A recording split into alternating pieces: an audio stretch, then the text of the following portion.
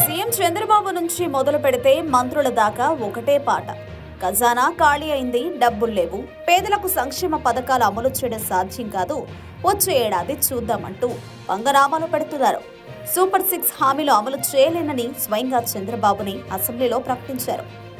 ఓవైపు ప్రజలకు హామీనిచ్చినవి అమలు చేయకుండా చంద్రబాబు మంత్రులు తమ పెట్టుబడి పెట్టిన అమరావతికి మాత్రం దోచిపెట్టడంపై దృష్టి సారించడం, దుబాయ్ షేక్లు సింగపూర్ నుంచి బడా పారిశ్రామికవేత్తలను తీసుకొచ్చి పెట్టుబడులు పెట్టించడం అందరినీ ముక్కును వేలేసుకునేలా చేస్తోంది. ఇదే మంత్రి నారాయణ ఖజానా ఖాళీ అయిందని, ప్రజలకు సంక్షేమం పంచలేమని చేతులెత్తేశాడు.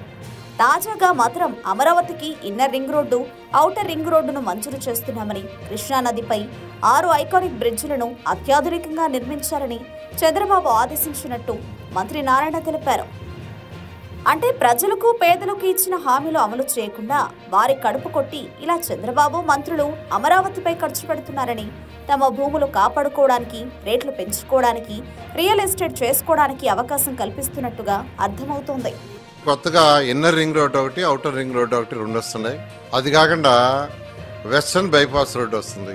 ఖజానా ఖాళీ, ఖజానా డబ్బులు సున్నా, ఏం లేవు. ఇన్నర్ రింగ్ రోడ్డుకి లెఫ్ట్ సైడ్ ఒక బ్రిడ్జ్ వస్తుంది, రైట్ సైడ్ ఒక బ్రిడ్జ్ వస్తుంది.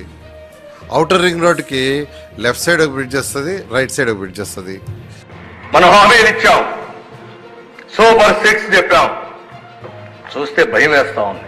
మరొక 6 బ్రిడ్జిలు ఈ కృష్ణా రివర్ మీద వస్తున్నాయి. 6 బ్రిడ్జిలు. వీటిలన్నింటినీ కూడా ఐకానిక్ గానే చేయమని ముఖ్యమంత్రి గారు ఆదేశించారు.